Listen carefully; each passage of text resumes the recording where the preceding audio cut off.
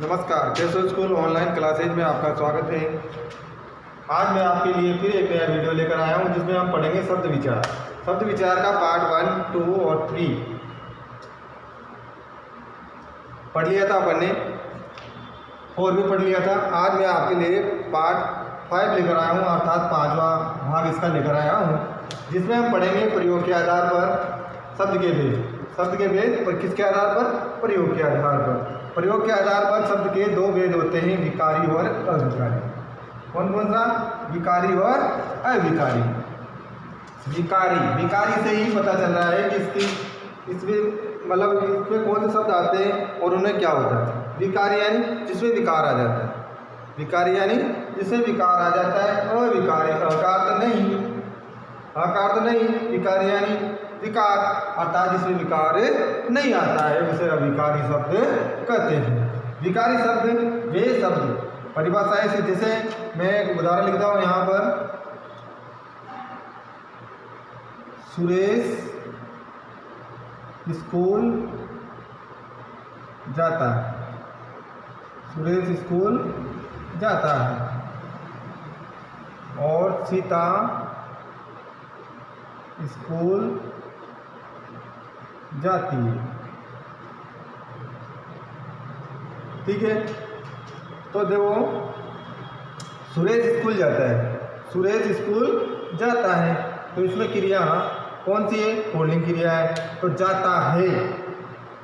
और इसमें सीता स्कूल जाती है, तो जो शब्द है उसमें परिवर्तन आया कि नहीं आया? क्रिया के अनुसार, यानी क्रिया लिंग के अनुसार, लिंग संबंधी अर्थात लिंग संबंधी परिवर्तन भी हो गया और क्रिया यानी जैसा लिंग होगा वैसी क्रिया होगी, तो इसमें लिंग संबंधी परिवर्तन हो गया। जाता है, जाती है, तो जाता शब्द है, जाती है हो गया। इसके बाद अविकारी देखो, जैसे घोड़ा तेज दौड़ता है, घोड़ा तेज दौड़ता है, घोड़ा तेज दौड़ता है। तो घोड़ा जो शब्द है, आपने देखा होगा घोड़ा हमेशा तेज ही दौड़ता है, धीरे धीरे नहीं दौड़ता है। जो ये तेज शब्द है इसमें परिवर्तन नहीं होगा, ये हमेशा ऐसे ही आएगा। इसके बाद कछुआ धीरे धीरे चलता है, कछुआ धीरे धीरे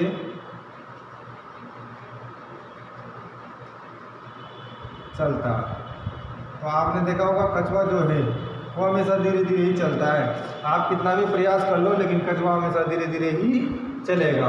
तो जो ऐसे शब्द जो आते हैं इसमें रूप परिवर्तन नहीं होता है, तो कौन से शब्द कहलाते हैं? अव्यय शब्द कहलाते हैं। अव्यय शब्द भी चार प्रकार होते हैं अव्यय शब्द के। अव्यय शब्द इसके बारे में अपन नीचे पढ़ेंगे परिभाषा में। तो देखो विकारी शब्द, पहले विकारी शब्द क्या होते हैं इसके बारे में हम चर्चा कर लेते हैं। तो देखो वे शब्द जिनका रूप, लिंग, वचन, कारक और काल के अनुसार रूप परिवर्तन, काल के अनुसार क्या हो जाता है? रूप परिवर्तन हो जाता है। किसमें परिवर्तन हो जाता है? रूप परिवर्तित हो जाता है, उन्हें विकारी शब्द कहते हैं। किसके अनुसार? लिंग, वचन, कारक और काल के अनुसार, जिनके रूप में के अनुसार रूप परिवर्तित हो जाता है उन्हें विकारी शब्द कहते हैं। उन्हें कौन से शब्द कहते हैं? विकारी शब्द कहते हैं।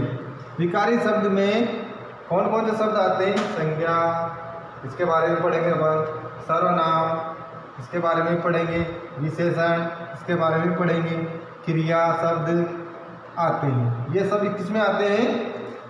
विकारी में आते हैं। अब संज्ञा किसे कहते हैं? किसी व्यक्ति, वस्तु, गुण या भाव के नाम को हम क्या कहते हैं? संज्ञा कहते हैं। कितने प्रकार की होती है संज्ञा? 3 प्रकार की, व्यक्तिवाचक, जातिवाचक और भाववाचक। जो जातिवाचक होती है वो 2 प्रकार की होती है, द्रव्यवाचक और समूहवाचक। तो सभी संज्ञा, सर्वनाम, विशेषण तथा क्रिया शब्द आते हैं। तो इसमें संज्ञा शब्द आते हैं। और सर्वनाम किसे कहते हैं? संज्ञा के स्थान पर प्रयुक्त होने वाले शब्दों को क्या कहते हैं? सर्वनाम कहते हैं। और विशेषण, संज्ञा और सर्वनाम दोनों शब्दों की विशेषता बताने वाले शब्दों को क्या कहते हैं? विशेषण कहते हैं। और क्रिया आप जानते हो, किसी भी कार्य को करने के लिए किन शब्दों का प्रयोग किया जाता है, यानी किसी भी कार्य करने को लिए हमें क्या करना पड़ता है? क्रिया करनी पड़ती है। उसे क्या कहते हैं? क्रिया ही कहते हैं।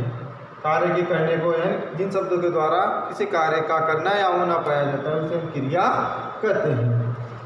तो देखो, वे शब्द जिनका रूप लिंग वचन कारक और काल के अनुसार रूप परिवर्तित हो जाता है उन्हें विकारी शब्द कहते हैं। विकारी शब्द में ये सभी शब्द आते हैं, संज्ञा सर्वनाम विशेषण तथा क्रिया शब्द आते हैं। अब आते हैं अविकारी शब्दों में। अविकारी शब्द वे शब्द जिनके रूप में लिंग वचन कारक और काल के अनुसार कोई विकार उत्पन्न नहीं होता है, अर्थात इसकी ठीक उल्टी परिभाषा अविकारी की है। यानी वे शब्द जिनके रूप में लिंग वचन कारक और काल के अनुसार कोई विकार उत्पन्न नहीं होता है, अर्थात इन शब्दों का रूप सदैव एक जैसा ही रहता है, ऐसे शब्दों को क्या कहते हैं? अविकारी शब्द कहते हैं। तो एक जैसा ही रूप रहेगा, जैसे तेज है तो हमेशा तेज ही रहेगा, कछुआ धीरे धीरे चलता है तो हमेशा धीरे धीरे ही चलेगा। ऐसे बहुत सारे शब्द मिल जाएंगे आपको। तो वे शब्द जिनके रूप में लिंग वचन कारक और काल के अनुसार कोई विकार उत्पन्न नहीं होता है, अर्थात इन शब्दों का रूप सदैव एक जैसा ही रहता है, ऐसे शब्दों को अविकारी शब्द कहते हैं।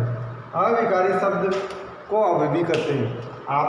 आपको पता होगा जो अविकारी शब्द है जिनका रूप परिवर्तन नहीं होता है उन्हें अव्यय शब्द भी कहा जाता है।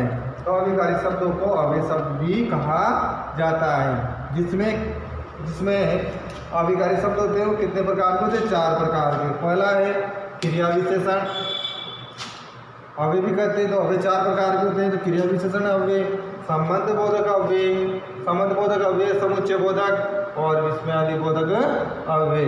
आदि जो ये शब्द हैं क्रिया विशेषण, संबंध बोधक, समुच्चय बोधक और विस्मयादि बोधक, ये सब क्या है? अव्यय शब्द कहलाते हैं। ये अव्यय के 4 प्रकार हैं। इसके बाद तो ये तो रहेंगे जिनमें रूप परिवर्तन नहीं होता है, जिन शब्दों का रूप परिवर्तन नहीं होता है उसे क्या कहेंगे? अव्यय शब्द कहेंगे। इसके बाद अर्थ के आधार पर शब्द के भेद होते हैं। एकार्थी, अनेकार्थी, पर्यायवाची, विलोम, बहुत सारे हैं। एकार्थी, समोची, भिन्नार्थक शब्द, एकार्थी शब्द एक शब्द समूह के लिए एक शब्द, पर्यायवाची शब्द, शब्द युग्म, शब्द समूह के लिए एक शब्द, ये सारे क्या कहलाएंगे? अर्थ के आधार पर शब्द के भेद हैं। इनके बारे में हम अलग अलग पढ़ते हैं।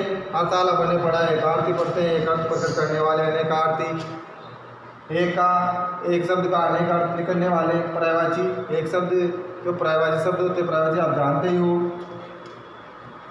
इसके बाद विलोम शब्द, विपरीत अर्थ प्रकट करने वाले शब्द समूह के लिए एक शब्द, इंग्लिश में वर्ड कहते हैं। शब्द युग्म में एक जोड़ा होता है, जो जोड़ा में दिखने में एक जैसा होता है लेकिन उसका अर्थ क्या होता है?